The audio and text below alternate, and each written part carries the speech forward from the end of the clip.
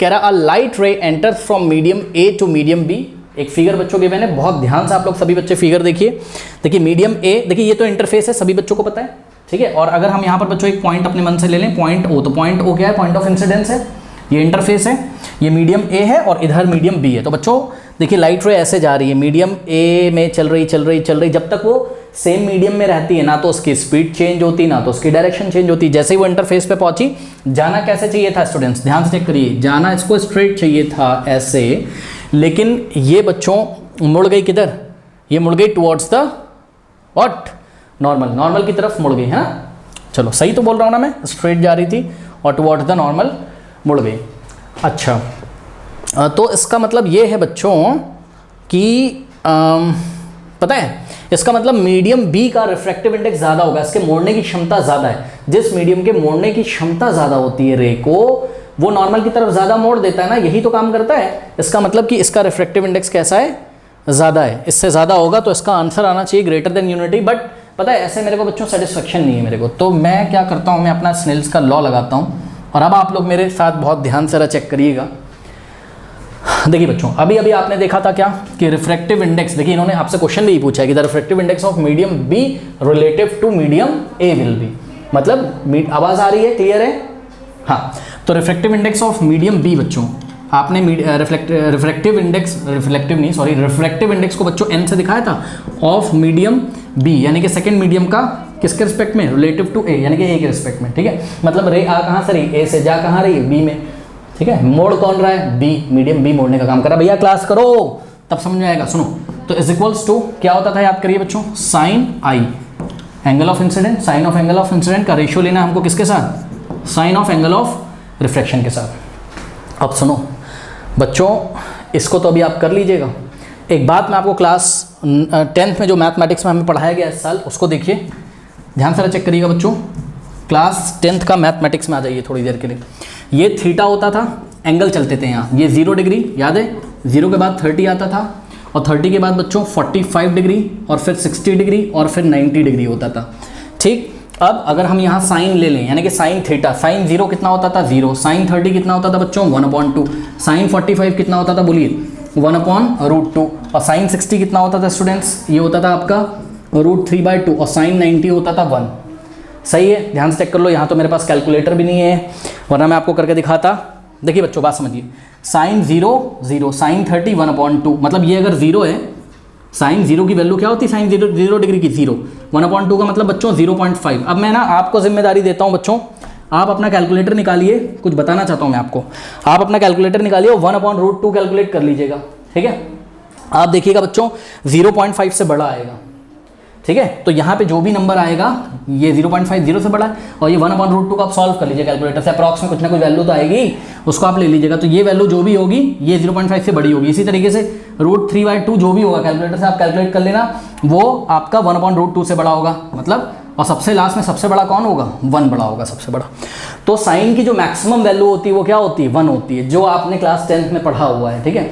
अब मेरी बात बताओ, ये बात बच्चों मैं आपको क्यों बता रहा हूँ, ये बात मैं आपको इसलिए बता रहा हूँ क्योंकि जब एंगल बढ़ते जाते हैं, ध्यान से चेक करिए, जब एंगल क्या होते हैं, बढ़ते जाते हैं, तो साइन फंक्शन की जो वैल्यू आती है, फंक्शन क्या होता है, फंक्शन एक इनपुट लेगा और एक आउटपुट देगा। जैसे कि अगर हमने आपको बोला कि भाई फंक्शन क्या आपका साइन थीटा है, अगर थीटा हम 0 ले लें, साइन थीटा, थीटा अगर हम कितना ले लें 0, तो साइन 0, इनपुट आपने थीटा को कितना दिया 0, तो साइन 0 कितना आ गया 0। अगर हम आपको बोल दें कि भाई नहीं थीटा बेटा आप ले लो 60 डिग्री, तो आप बोलोगे सर साइन 60 निकालना है, इसका मतलब हम बोलेंगे हाँ भाई साइन 60 निकालना है, इसका मतलब, तो साइन 60 कितना होता है, बोलिए √3/2। तो इस बार आपने थीटा इनपुट कितना दिया 60, तो उसका वैल्यू कितना आ गया साइन फंक्शन का, √3/2। फील कर पा रहे हो? तो बच्चों मैं यही बोलना चाहता हूँ कि जैसे जैसे थीटा बढ़ता जाता है, साइन का वैल्यू भी बढ़ता जाता है। चेक करो, जैसे जैसे ये जो थीटा है, इस रो में थीटा लिखा हुआ है, जैसे जैसे थीटा बढ़ता जाएगा साइन फंक्शन का वैल्यू भी बढ़ता जाएगा। इतनी बात समझ में आ गई कि नहीं आ गई?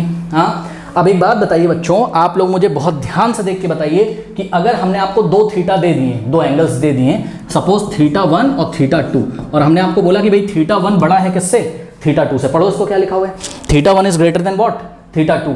तो एक बात बताओ, इनके साइन अगर हम ले लें तो साइन ऑफ θ1 जो कुछ भी होगा वो पक्का किससे बड़ा होगा, साइन θ2 से। भाई साइन θ1 कुछ ना कुछ तो वैल्यू होगा ना। जैसे कि फॉर एग्जांपल θ1 आपने 30 डिग्री ले लिया बच्चों, ठीक है, और θ2 आपने 60 डिग्री ले लिया, तो बताओ कौन बड़ा, मतलब साइन 30 डिग्री बड़ा कि आपका, सॉरी θ1 को बड़ा लेना था ना और θ2 को छोटा, ठीक है। तो बताइए साइन 60 डिग्री बड़ा होता है कि साइन 30 डिग्री बड़ा होता है, बताइए फटाफट टेबल में देख के बताइए, ठीक है। और देखने की जरूरत ही नहीं बच्चों, साइन तो लेफ्ट टू राइट इंक्रीज करता जाता है 0 से 90 की तरफ, बात समझ में कि नहीं। तो इसका मतलब साइन 60 बड़ा है किससे, साइन 30 से। इतनी बात समझ में आ गई। अब आगे सुनो, एक बात बताओ बच्चों, कई बार हमने आपको मैथमेटिक्स में पढ़ाया है कि अगर आप कहीं पे रेशियो निकाल रहे हो, बात समझो, अगर आप कहीं पे रेशियो निकाल रहे हो बच्चों, ध्यान से चेक करिए, जैसे आपने 8 और 4 का रेशियो निकाला, ठीक, न्यूमरेटर डिनोमिनेटर से बड़ा है, चेक करो, न्यूमरेटर डिनोमिनेटर से बड़ा है बच्चों, आंसर कुछ भी है पक्का हमेशा यूनिटी 1 से बड़ा आएगा, हमेशा 1 से बड़ा आएगा, चेक कर लेना आप। 4 1 4, 4 2 8 होता है। लेकिन अगर बच्चों न्यूमरेटर छोटा हो जाए और न्यूमरेटर अगर छोटा हो जाए और डिनोमिनेटर बड़ा हो जाए, तो बच्चों आंसर आपका 1 से छोटा आएगा, चेक कर लो, बात समझ आई कि नहीं, ठीक है। तो अब एक बात बताओ, अगर मैं आपको यहाँ पे आके पूछूं कि बच्चों मुझे आप बताइए कि साइन θ1 और साइन θ2 का रेशियो कैसा होगा, और मैंने कंडीशन क्या दी आपको, बताइए कि θ1 इज ग्रेटर देन θ2, तो साइन θ1 और साइन θ2 का रेशियो बताइए 1 से बड़ा होगा कि छोटा होगा, बड़ा होगा, ग्रेटर होगा, क्लियर है, क्योंकि साइन θ1 यानी कि न्यूमरेटर का वैल्यू बड़ा है और डिनोमिनेटर क्या है, छोटा है, बात समझ में। तो इसका मतलब ये जो वैल्यू है ये ग्रेटर देन क्या है, 1 है, ये जो वैल्यू है ग्रेटर देन 1 है। और अगर बच्चों न्यूमरेटर छोटा हो गया और डिनोमिनेटर अगर बड़ा हो गया तो आंसर क्या आएगा, लेस देन 1 आएगा, बात समझ में आई। तो जब इतनी बातें आपको समझ में आ गई तो अब आप फिगर में आ जाइए जरा।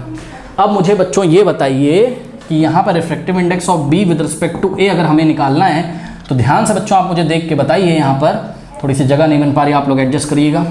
देखिए बच्चों sine i angle of incidence का डेफिनेशन बताइए क्या होती है। इंसिडेंट रे नॉर्मल के साथ जो एंगल बनाती है, यानी कि ये वाला एंगल, ये रही ना नॉर्मल तुम्हारी एन डैश, ठीक है, तो इस नॉर्मल के साथ ये जो एंगल बना है यही एंगल क्या है, एंगल ऑफ इंसिडेंस है। बच्चों मुझे देख के बताओ, इसका नाम अगर मैंने मान लीजिए θ1 रख दिया, ठीक है, या इसका नाम आई रख दो, चलो कोई बात नहीं, आई एंगल ऑफ इंसिडेंस, ठीक।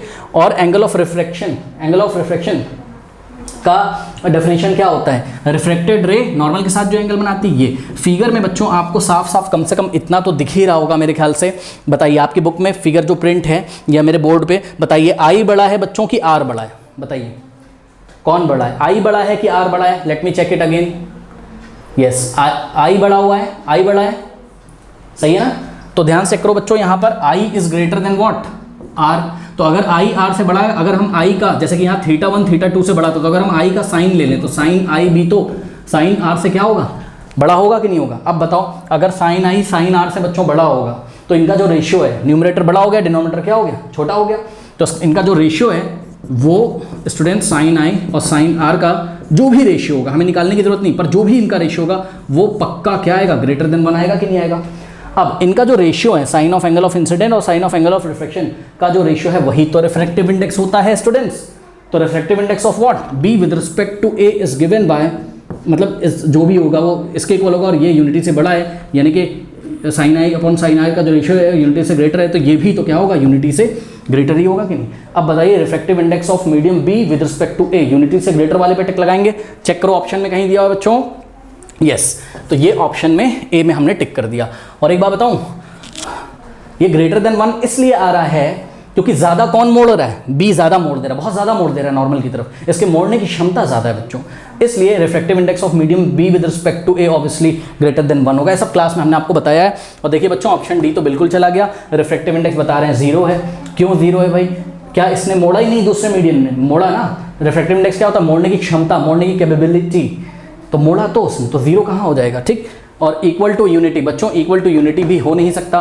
इक्वल टू यूनिटी तब होता जब जितनी इसकी क्षमता होती उतनी ही इसकी क्षमता होती, यानी कि sine i is equals to क्या हो जाता, साइन आर हो जाता, दोनों कट जाते, दोनों आई और आर दोनों अगर सेम एंगल होते तो, ठीक है, बट ऐसा भी नहीं हुआ, तो ये भी ऑप्शन आपका चला गया। उसके बाद लेस देन यूनिटी तो हो नहीं सकता क्योंकि न्यूमरेटर डिनोमिनेटर से बड़ा था, इसलिए ग्रेटर देन यूनिटी आएगा, तो ये ऑप्शन बी भी चला गया, इसलिए option A is the correct option.